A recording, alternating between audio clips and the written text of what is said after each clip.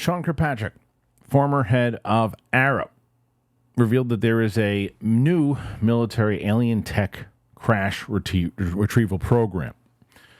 Well, what the hell does that mean? In general, is that big, huge news that everybody should be running around and covering? That he said, is that an admission that, hey, there's actual stuff out there? Hold your horses. Let's read the story, and this one comes in from the Daily Mail. And they say, Pentagon UFO chief reveals U.S. military's new alien tech crash retrieval program. The Pentagon's former chief UFO investigator has revealed a sensitive new government program to recover alleged alien tech in the event of a shootdown. Kirkpatrick, a longtime CIA scientist who headed the U.S. military's UFO chasing AARO, admitted to the program's existence when pressed during a new interview. The retrieval program protocols were for any UAP recovery involving everything from balloons to drones to alleged alien tech, as Dr. Kirkpatrick told podcast host John Michael Godia. In recent years, Pentagon brass, NASA experts, and academics have all reframed what were once called flying saucers as UAP.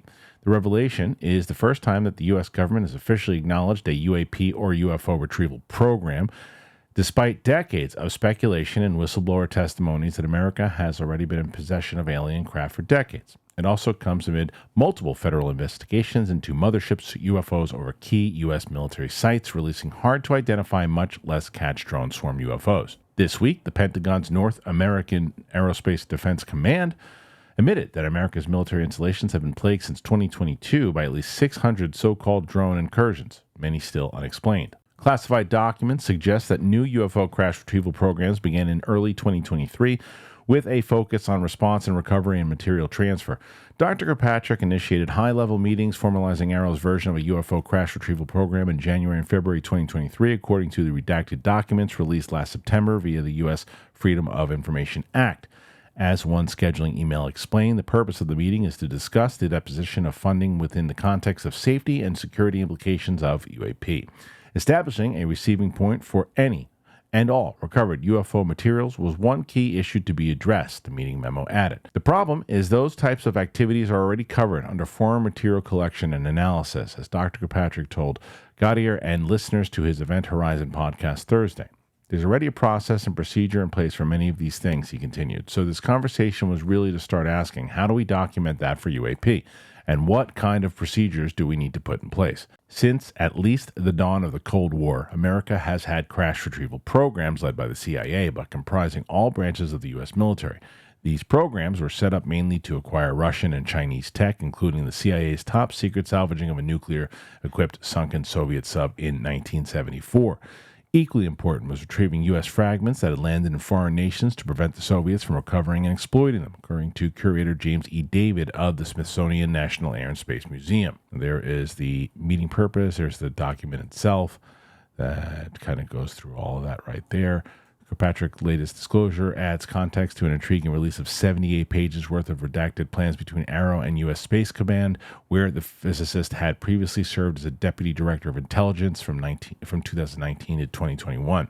Space Command wasn't just one of those branches that AARO consulted. Leadership from the White House's Joint Chief of Staff also weighed in on the UFO recovery effort, including its directorates for intelligence, operations, strategy, and policy. AARO is congressionally directed to come up with not just standard reporting procedures, but also mitigation and response procedures in the event of a shootdown or collection of any sort of UAP, Dr. Kirkpatrick said. Due to that migration and response, as well as standardizing reporting, he said, will occur through all the combatant commands because they already have people in place that would collect crashes. Like if we shot down another Chinese high-altitude balloon, it's that team that would go and collect it. It's those procedures and processes on how to get notified and how we go and get it. Space Command records obtained via FOIA show that Dr. Kirkpatrick had meetings to establish AARO's version of a UFO-specific crash retrieval program on April 10th with General Glenn D. Van Herrick, commander of the U.S. Northern Command.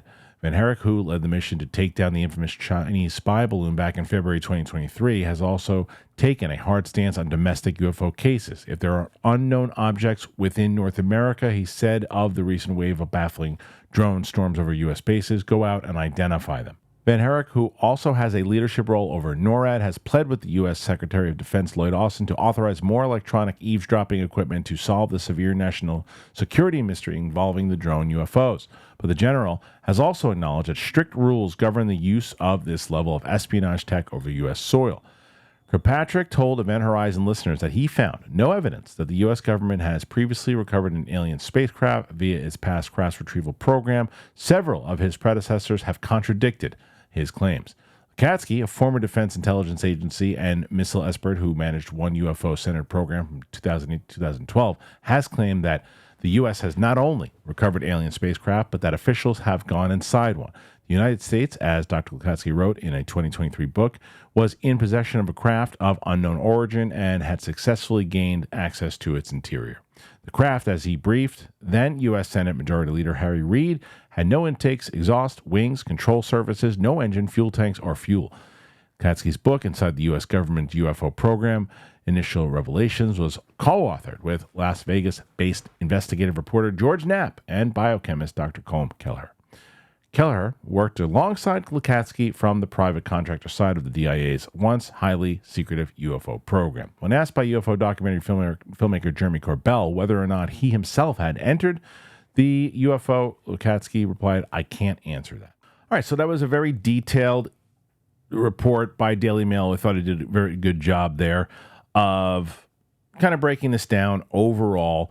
And there is no admission from Kirkpatrick inside of this that, there's alien craft or anything in general that they had found. He just did admit that there is indeed a program that if there's something out there, that this is the place this is the team that would go get it, right? So he admitted to that. He said, okay, yeah, listen, we haven't found anything, but we have stuff that they go after balloons and foreign government stuff and all that. And yeah, and included in that is if anything ever crashed from the sky or anything along those lines, that's who would pick it up. That's essentially what he was saying.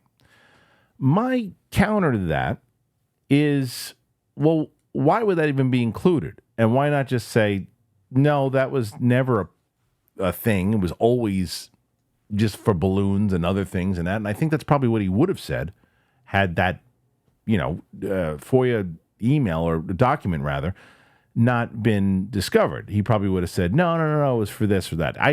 Nobody trusts that guy. Kirkpatrick, nobody trusts him. The majority of people don't trust anything that comes out of his mouth. He's about as much of a government stooge as you've ever seen, in my opinion. Just the way that he approaches her. There are other people who are more so, even they have Mike Rogers the other day, I thought handled things a lot better than this guy ever did. Mike Rogers was like, yeah, look, I don't believe in this stuff, but I was called by someone to say, hey, investigate in the UFO stuff. I was like, UFOs, that's crazy. I'll get it. Yeah, hey, it's out there and it's a real thing and we don't know what it is, so we're trying to check it out. Now, he's probably lying through his teeth too. I just thought his responses on things were a lot better. This guy, Kirkpatrick, we've talked, to a blue in the face of how the way he treated whistleblowers and the way that he talked to people. And even he came off as so defensive to discredit people as opposed to saying, hey, my job at AARO is to make sure we get to the actual full investigation. You clearly have seen something. There's something out there. Let's talk about it, as opposed to, there's a whole bunch of them who are just making stuff up. It just seems like everything he does, he tries to backtrack. And I think that he wouldn't have talked about this at all. And he was pressed into the conversation of it. Now, someone who I follow on X and value a lot of their stuff because they're continuously posting amazing things and diving into it is the UFO Joe. And this is what he said about it, which I thought was pretty interesting, and I agree with a lot of what he's saying here. Because Ross Coldhearted tweeted this out earlier, and Joe writes, feel free to disagree, but from what I understand, this is really a non-story because AARO was directed by Congress to do this. There's no admission by Kirkpatrick of retrievals of crashed alien craft.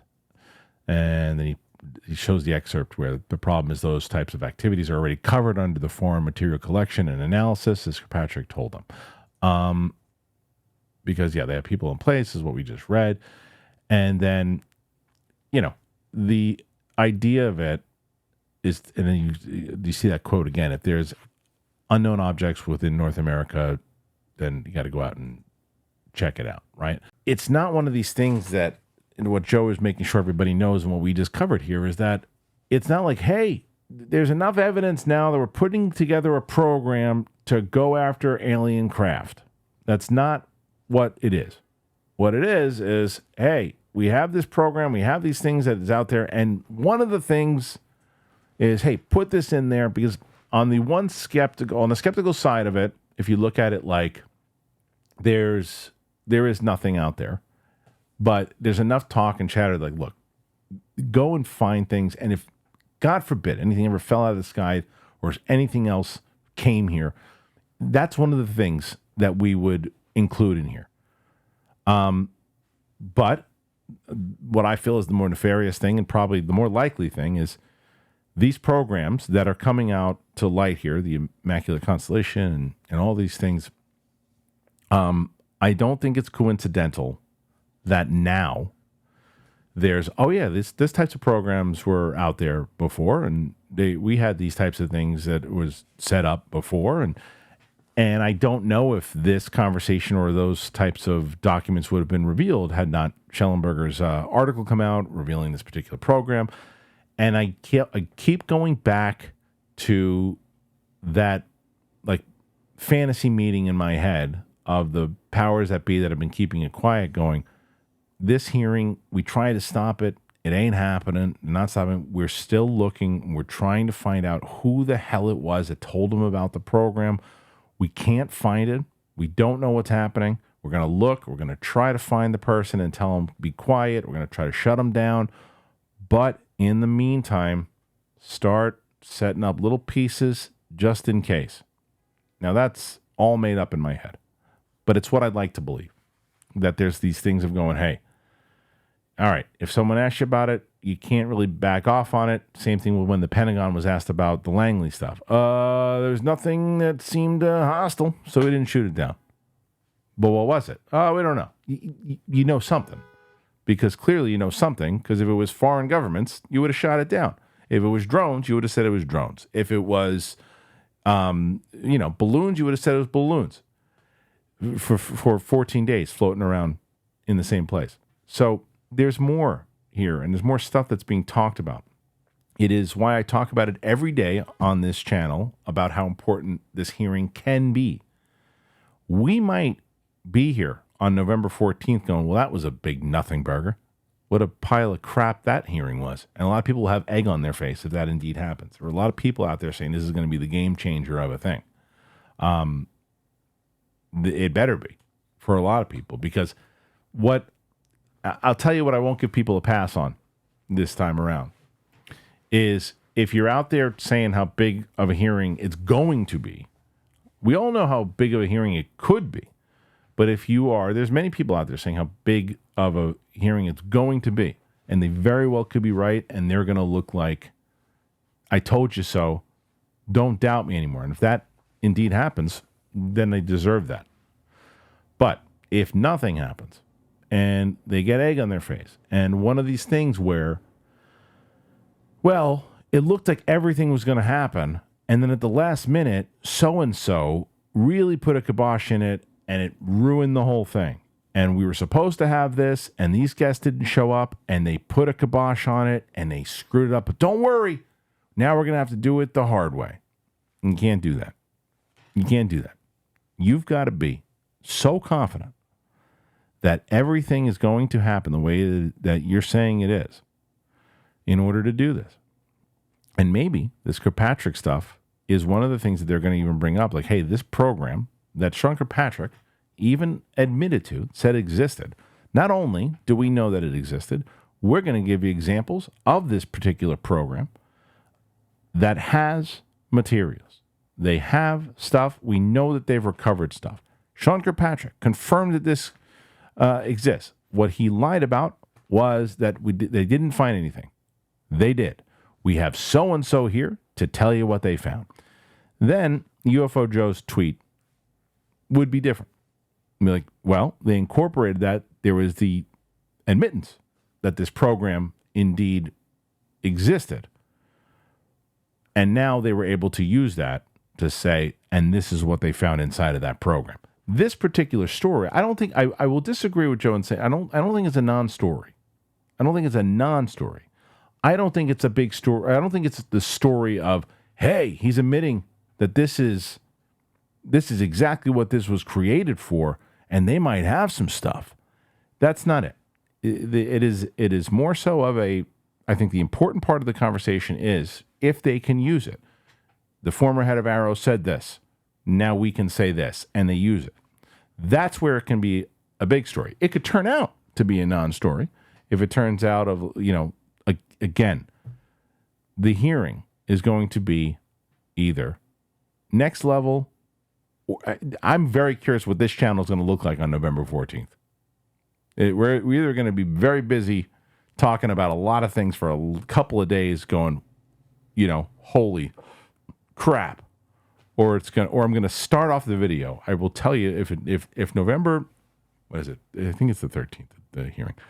November 14th, the next day, if it's a bust, I'm going to be sitting here. I'm going to open the video like this. But if it's not, I'm going to be doing a live reaction to it anyway. So most likely, depending on what time it is. Anyway, so all of that stuff. Do you agree with me? Do you disagree with me? Where do you stand on all this? Where do you stand on what Kirkpatrick said on the program itself? Put your comments in there.